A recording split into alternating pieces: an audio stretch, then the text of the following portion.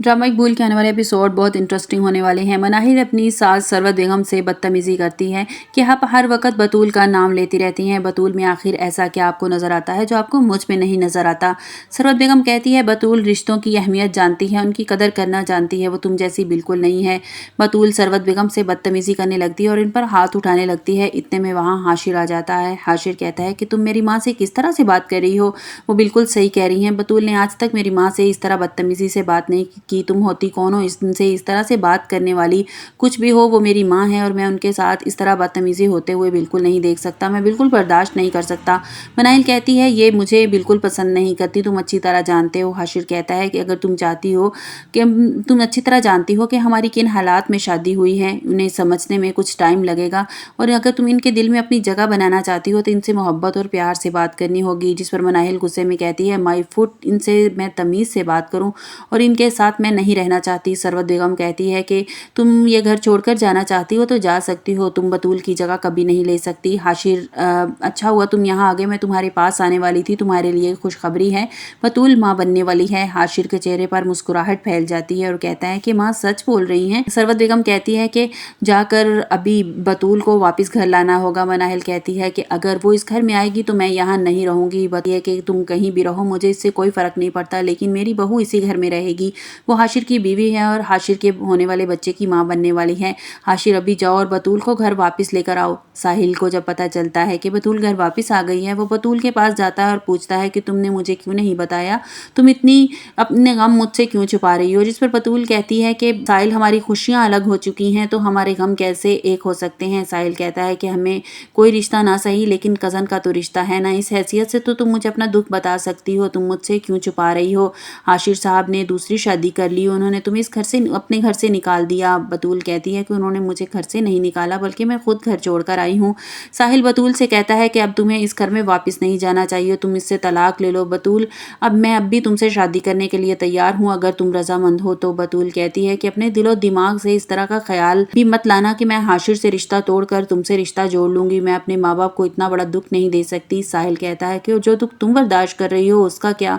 तो बतूल कहती है कि शायद मेरे नसीब में यही लिखा है, लेकिन मैं कोशिश कर सकती हूँ कि मेरी वजह से मेरे माँ बाप को कोई परेशानी ना हो। इतने में वहाँ हाशिर पहुँच जाता है। एकदम से साहिल और बतूल को एक साथ देखकर परेशान हो जाता है। फिर बतूल के पास जाता है, बतूल से कहता है कि बतूल मैं यहाँ तुम्हें लेने के लिए आया हूँ। बतूल कहती है कि मैं इस घर में आपके साथ वापस नहीं जाना चाहती, मेरी वजह से मैं नहीं चाहती कि मेरी वजह से आप में और मनाहिल में कोई मसले पैदा हों। उतने में बतूल के माँ बाप वहाँ पहुँच जाते हैं। वो कहते हैं कि हाशिर तुम यहाँ क्यों खड़े हो, अंदर आ जाओ, अंदर जाकर बात करते हैं। बतूल की माँ कहती है कि मैंने ही सरवत बेगम को फ़ोन करके खुशखबरी दी थी कि बतूल उम्मीद से है। हाशिर कहता है आंटी मैं चाहता हूँ कि बतूल मेरे साथ घर वापस चले। बतूल की माँ कहती है ये फैसला तुमने अपनी माँ के कहने पर किया है या खुद तुम बतूल को वापस घर ले जाना चाहते हो। हाशिर कहता है कि मैं आपसे झूठ नहीं बोलूँगा, ये फैसला मेरी माँ का है कि बतूल को मैं घर वापस लेकर आऊँ, लेकिन मैं आपसे वादा करता हूँ कि मैं पूरी कोशिश करूँगा कि मेरी वजह से बतूल को कोई परेशानी ना हो। दूसरी तरफ हादिया बहुत गुस्से में होती है कि कशान मैं तुम्हें ज़िंदा नहीं छोड़ूंगी, मैं अपने साथ ज़्यादती बर्दाश्त कर सकती हूँ लेकिन अपनी औलाद के साथ नहीं। तुम मेरी औलाद के कातिल हो, मैं तुम्हें कभी माफ़ नहीं करूँगी। हादिया की तकरीर के बाद कशान पर बहुत गुस्से में होता है। वो घर आकर हादिया को ज़ोर से धक्का देता है और हादिया गिर जाती है जिसकी वजह से इसका बच्चा ज़ाया हो जाता है। काशान की माँ हादिया को समझाती है कि अब तुम अपने पाँव पर खड़ी होने वाली हो, जल्द ही तुम्हें अच्छी जॉब मिल जाएगी, अब तुम्हें खुद को मजबूत करना होगा और काशान से उसका बदला लेना होगा। अच्छी तरह जानती हूँ कि तुम अपने बच्चे को खोकर बहुत परेशान हो, लेकिन तुम्हें खुद को मजबूत करना होगा। इतने में वह काशान कमरे में आ जाता है और हादिया से कहता है कि अब ये झूठे आंसू बहाना बंद कर दो, ये ड्रामे करना बंद कर दो, मुझे इस बच्चे की और तुम्हारी कोई ज़रूरत नहीं है। ये बात जब हादिया की माँ तक पहुँचती है तो वो बहुत परेशान हो जाती है और हादिया के बाप से कहती है कुछ भी करें मेरी हादिया को वापस ले आएं। वो दरिंदा न जाने मेरी बेटी का क्या हशर कर रहा होगा, वो अपनी औलाद का न बन सका तो मेरी हादिया का कैसे बन सकता है।